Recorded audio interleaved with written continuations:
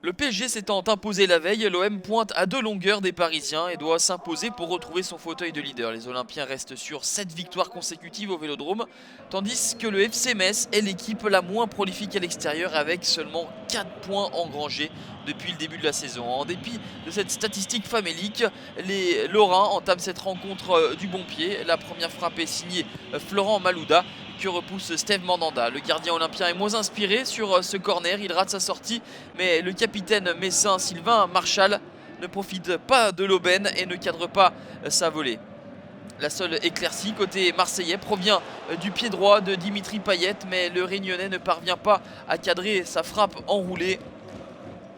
Metz joue relâché et se procure une nouvelle fois des occasions, comme avec ce ballon de Malouda que repousse Steve Mandanda.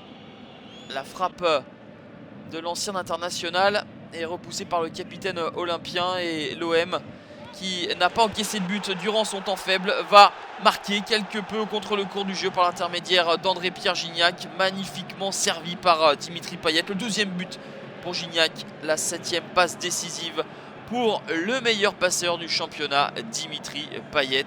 Johan Carasso doit s'incliner. À la pause, les Marseillais mènent 1-0. Et sur la physionomie de cette première période, ce score est plutôt flatteur pour les Olympiens, qui ont été bousculés par des Messins. Et Mandanda a eu tout de même beaucoup de travail. Avec seulement un but en déplacement, les Grenats pêchent toujours autant dans la finition.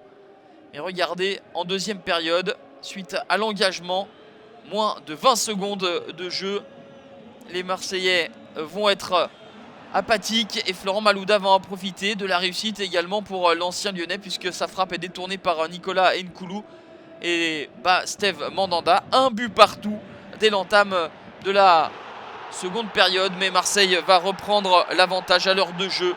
La frappe de Romao est repoussée par le poteau et André Ayou a bien suivi. 3e réalisation pour le Ghanéen.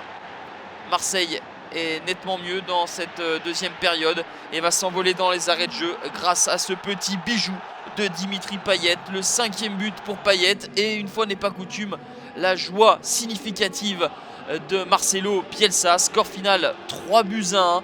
Une première période passive, poussive, une seconde plus aboutie. Les Marseillais ont fait le travail et récupèrent leur première place qu'ils occupent depuis la 6e journée.